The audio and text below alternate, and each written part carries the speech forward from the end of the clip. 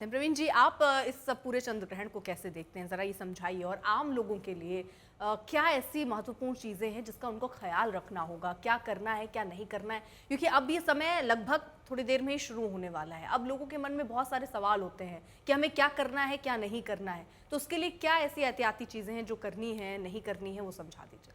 जी, बहुत अच्छा सवाल आपने पूछा और बहुत सारे लोगों के मैसेज भी आ रहे हैं। जैसा आपका सवाल है उसी तरह के मैसेज आ रहे हैं। देखिए, ये चंद्र ग्रहण बहुत महत्वपूर्ण है क्योंकि ये चंद्र ग्रहण ऐसे टाइम पर हो रहा है जिस टाइम पर हम भारत में प्रलय का अनुभव कर रहे हैं।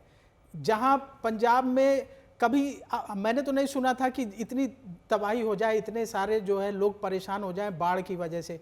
तो जो प्राकृतिक वातावरण है इस समय हमारे देश में जो है बाढ़ की वजह से, उत्तराखंड और हिमाचल प्रदेश में जिस तरह की परेशानियां हो रही हैं।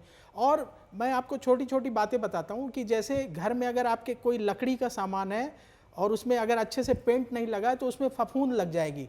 तो ये क्या है कि सूर्य की किरणें उतनी अच्छे तरीके से नहीं पहुंच पा रही हैं।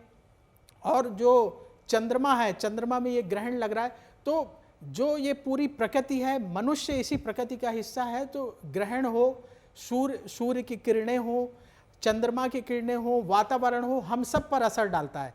तो ये ग्रहण निश्चित रूप से सभी पर असर डालने वाला है। और क्योंकि इसकी लंबी अवधि है तो इस दौरान लोगों के मन में सवाल है कि हमें क्या करना चाहिए। तो देखिए, बहुत अच्छा तरीका ये है कि इस दौरान अगर आप जग रहे हैं, अगर आप सो गए तब तो कोई बात ही नहीं, आप भोजन करके सो जाइए, आपकी जो दैनिक दिनचर्या है। लेकिन यदि आप जाग रहे हैं और आप जैसे ग्रहण के समय में आप कुछ करना चाहते हैं तो सबसे अच्छा तरीका है कि आप मंत्र का जाप करें। अब सवाल उठता है कौन से मंत्र का जाप करें। तो अगर आपने गुरु मंत्र ले रखा है, आप सनातन धर्म को मानते हैं, गुरु परंपरा का पालन करते हैं, तो आप अपने गुरु मंत्र का जाप कर सकते हैं। गुरु मंत्र नहीं ले रखा, कोई बात नहीं, आप जिस देवी देवता को मानते हैं, मान लीजिए आप भगवान विष्णु के भक्त हैं तो आप भगवान विष्णु के किसी मंत्र का जाप कर लीजिए। आप भगवान शिव के भक्त हैं तो शिव जी के मंत्र का जाप कर लीजिए। अगर उसमें भी कोई दिक्कत है तो हम आपको मंत्र बता देते हैं। अगर आप भगवान विष्णु के भक्त हैं तो ओम नमो भगवते वासुदेवाय, बहुत सरल मंत्र है, आप इस मंत्र का जाप कर लीजिए। अगर तुलसी की माला है तो उसका प्रयोग करके जाप कर लीजिए। अगर आप शिव जी के भक्त हैं तो ओम नमः शिवाय मंत्र का जाप कर लीजिए। ये मंत्र रुद्राक्ष की माला से जाप करें। इसके साथ ही जो लोग मंत्र जाप नहीं करना चाहते हैं वो लोग भजन कर सकते हैं। आप जो है भजन में इंटरेस्ट है, भजन करिए। जैसे अभी हम देख रहे थे विजुअल जो हरिद्वार से दिखाई दे रहे थे, उसमें लोग बैठ करके भजन कर रहे हैं, भजन कर लीजिए। कोई आप नाम जाप कर लीजिए। तो इस समय को आप जितना अच्छे तरीके से बिताएंगे उतना नेगेटिविटी पूरा समय, यानी जो ग्रहण का पूरा समय है पंडित जी, करीब 1:30 बजे तक का, तब तक ही पूजा अर्चना करते रहना है। अगर कोई सो गया तो कोई बात नहीं है, ऐसा कोई उसके ऊपर नेगेटिव असर नहीं पड़ेगा।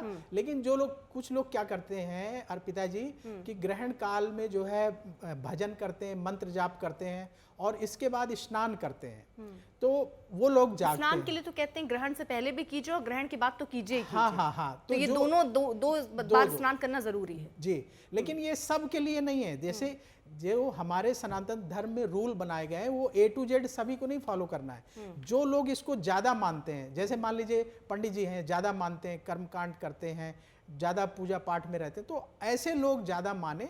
लेकिन जो आम जनमानस है, जो अपने दैनिक कार्यों में व्यस्त रहते हैं, ऑफिस से थके हुए आए हैं, तो अगर आप जाग रहे हैं तो जितनी देर तक आप जाग रहे हैं उतनी देर तक आप किसी मंत्र का जाप कर लें, फिर आप सो जाइएगा। सुबह उठेंगे तो फिर आप स्नान करें, अपने घर के मंदिर की सफाई करें, उसके बाद आपके घर के पास जो देवालय हो वहां जाकर के शिव जी की पूजा कर लीजिए। तो इस ग्रहण का कोई नेगेटिव असर आपके ऊपर नहीं होगा। अगर आप मुझसे जुड़ करके अपनी समस्याओं का समाधान चाहते हैं और चाहते हैं कि आपकी समस्याओं को ज्योतिष के माध्यम से सुलझाया जाए, तो आप हमसे संपर्क कर सकते हैं, जुड़ सकते हैं एस्ट्रो तक पर।